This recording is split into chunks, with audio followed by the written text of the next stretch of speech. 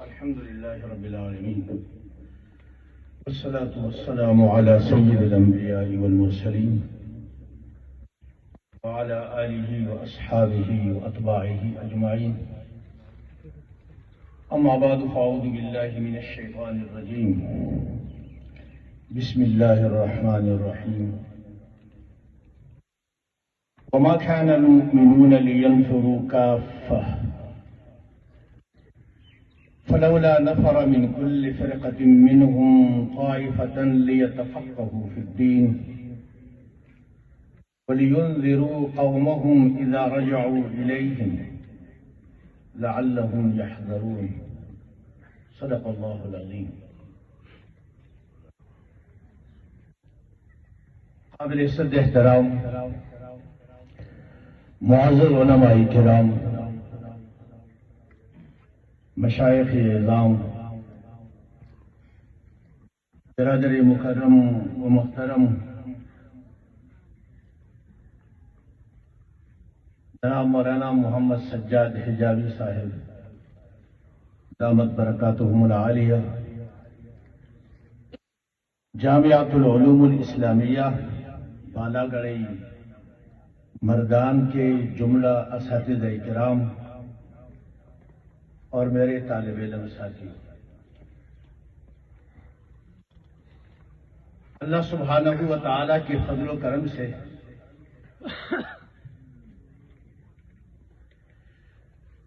اس انتہائی بابرکت اور پررونق مجلس میں اللہ نے ہمیں حاضری کی توفیق عطا فرمائی، اور میرے دانست اور میرے علم اور مشاہدے کے مطابق ہمارے دینی مدارس اور جامعات میں، چاہے بنین کے مدارس ہوں چاہے بنات کے مدارس ہوں، ختم بخاری شریف کے عنوان سے اجتماعات منعقد کیے جاتے ہیں،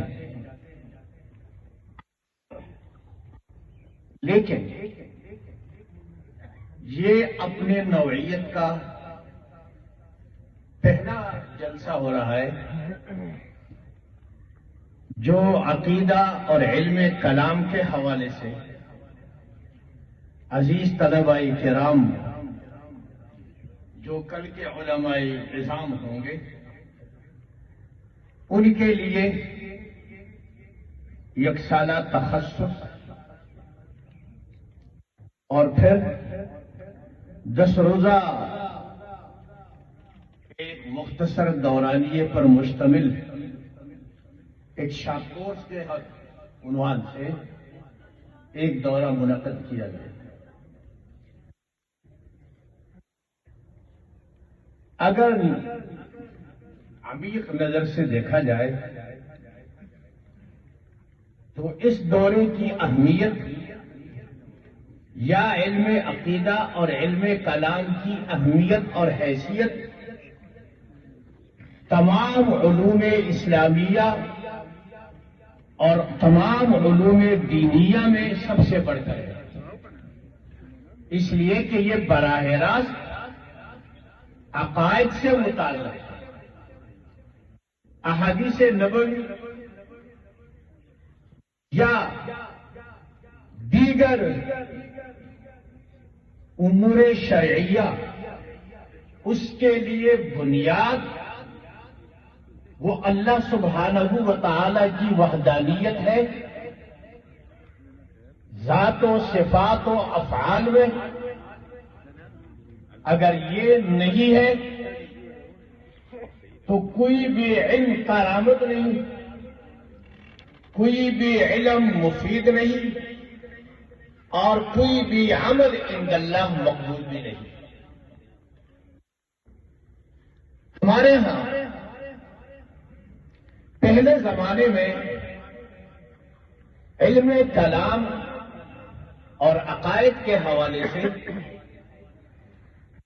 بڑے بڑے مستند اور ماہر فی الفن علماء کرام ہوا کرتے تھے،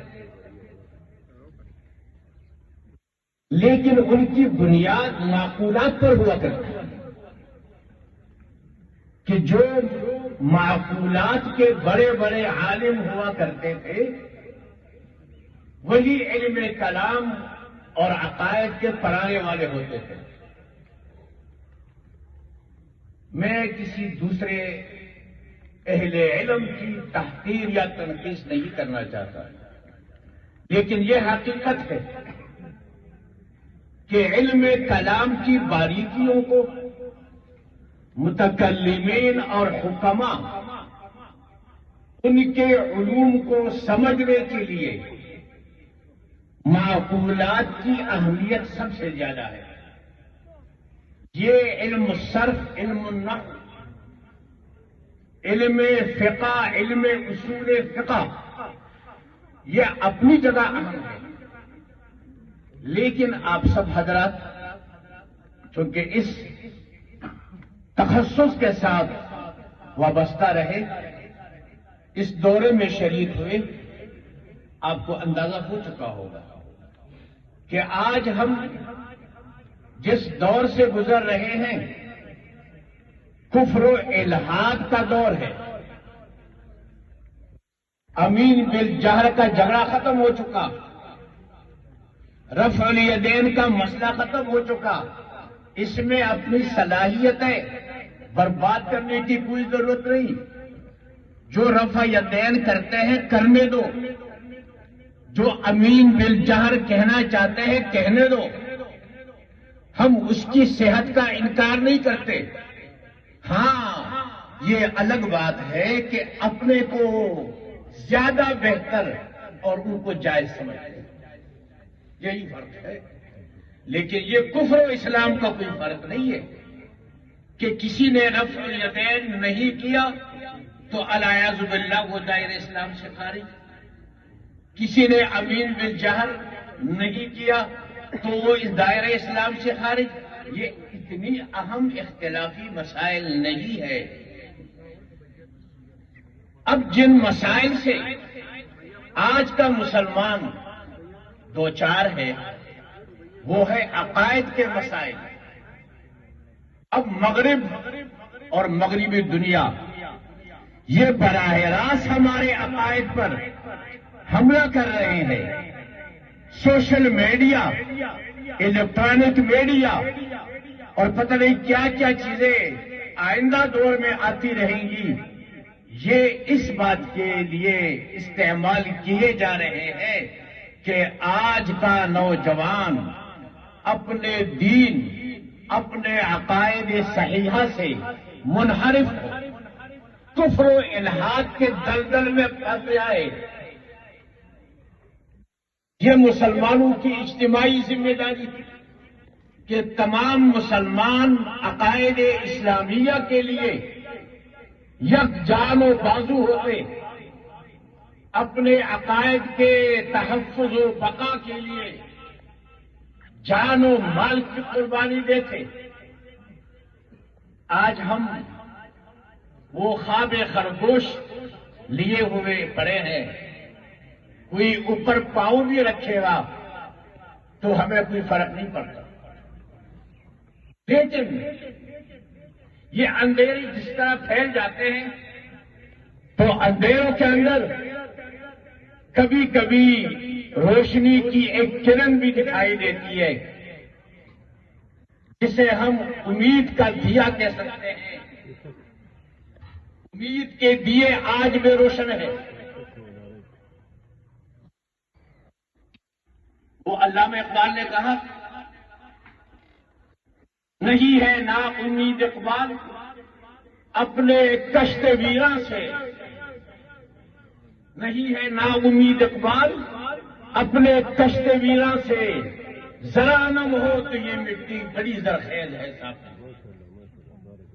الحمدللہ آج اس گئے گزرے دور کے اندر بھی ایسے محققین موجود ہیں جو اس بات کی اہمیت کو دل کی گہرائیوں سے سمجھتے ہیں، جو لوگوں کے چہروں کو دیکھ کر پہچانتے ہیں کہ یہ کس عقیدہ اور نظریے کا آدمی ہے، اور اس کے مجلس میں بیٹھ کر جو خوشگوار گفتگو اور جاذب نظر حلیے بنا کر اور اچھی اچھی نشستیں بنا کر سجا کر لوگوں کو گمراہ کرنے کے لیے عقل کا سہارا لیا جا رہا ہے، تو ان عقلی دلائل کی بنیاد پر ایسے ادارے اللہ نے قائم فرمائے ہیں جو ان کی زبان میں ان کے دانت پھوڑ دیں گے، دانت کھٹے کر دیں گے انشاءاللہ۔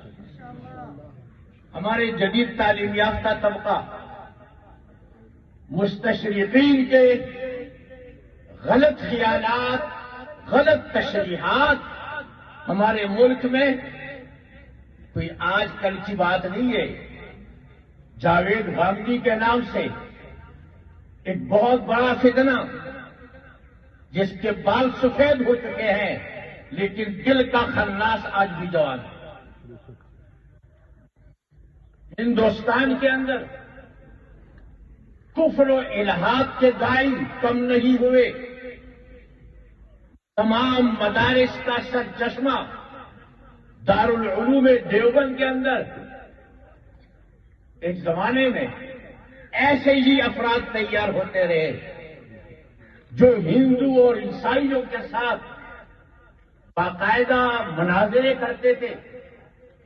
آج ہمارے ہاں مناظروں کی روایت تازہ ہے، لیکن آپ سب جانتے ہیں، میں بصد ادب و احترام ان مناظرین کی خدمت میں یہ درخواست کرتا ہوں کہ آپ کا مناظرہ کسی غیر مسلم سے نہیں ہوتا، آپ کا مناظرہ آپ کے ایک مسلمان بھائی کے ساتھ ہے جو یا تو قرات خلف الامام یا امین بالجہر یا رفع الیدین کے قائل ہے۔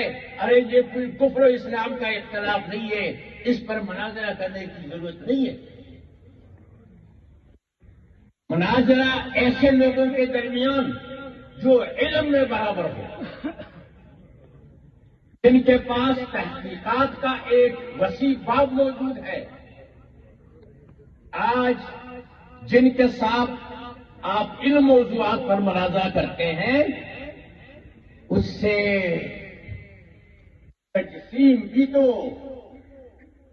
ایسے لوگوں کا ایک موضوع ہے جن کو یہ اپنے مقتدا سمجھتے ہیں،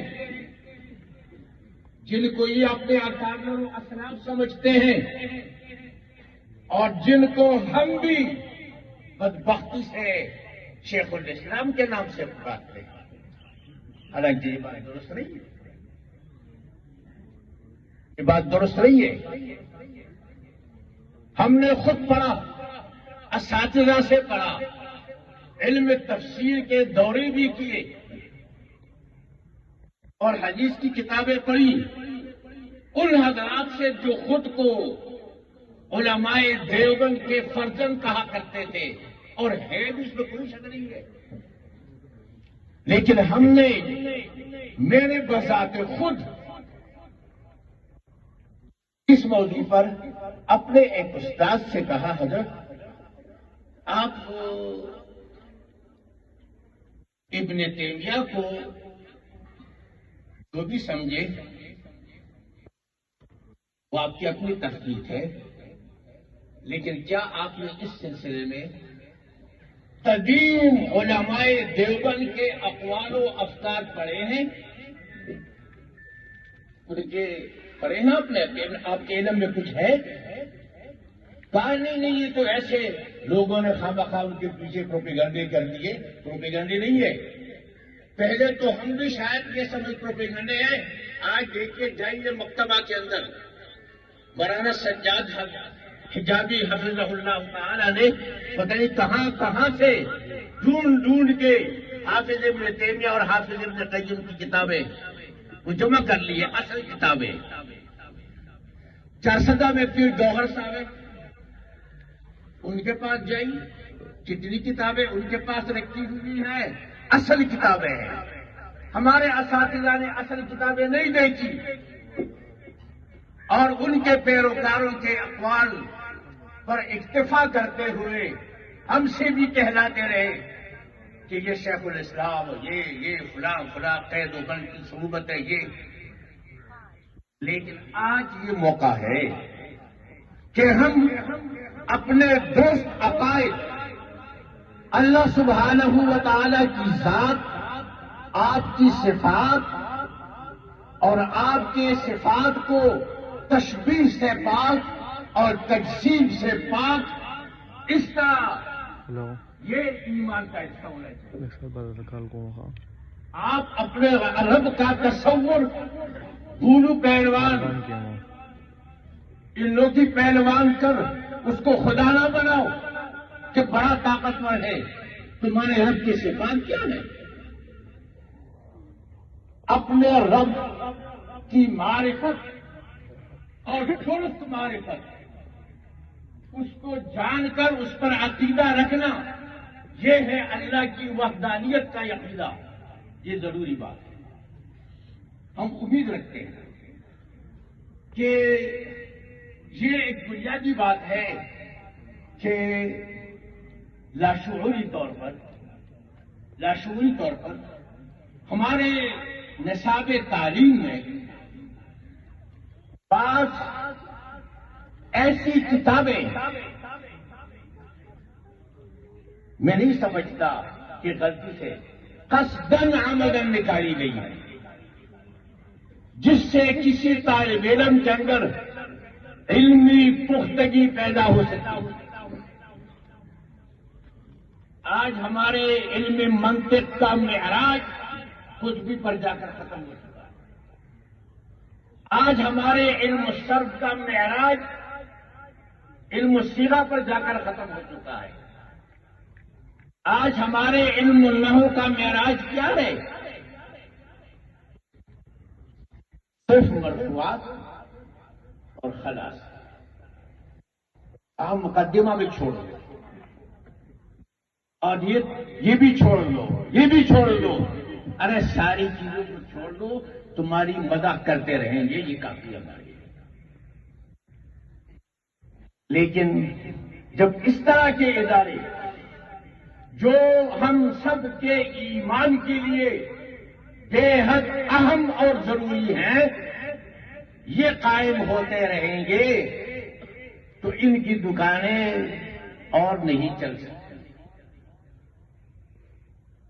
ہم نا امید نہیں ہے. علامہ اقبال نے کہا، نہ ہو نومید، نہ ہو نومید، نومیدی زوال علم و عرفاں ہے. نہ ہو نومید، نومیدی زوال علم و عرفاں ہے.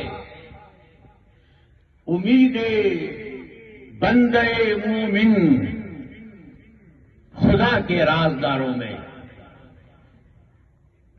اور انشاءاللہ العزیز وہ دن دور نہیں ہے کہ ہمارے مدارس میں یہ رواجی قال اقول قال فإن قال قلنا قیل قلنا، یہ باتیں ختم ہو جائیں گی. آج جن کتابوں کی شروحات لکھی گئی ہے 50 سے پڑھ کر، میں جب قافیہ پڑھ رہا تھا 1981 میں، تو 50 سے زیادہ قافیہ کے شروحات کو جوتے مار کے. ارے ابن حاجب آج آئے دنیا میں دیکھے تو وہ خود پریشان ہو جائے کہ میں نے قافیہ تو اتنا مشکل نہیں لکھا کہ مولویوں کو 50 شروحات لکھنے کی ضرورت پڑی. یہ ہماری بدقسمتی ہے. ہماری صلاحیتیں کس چیز پر ضائع ہو رہی ہے؟ ہمارے در و دیوار آج کفر و الحاد کے پتھر پڑ رہے ہیں.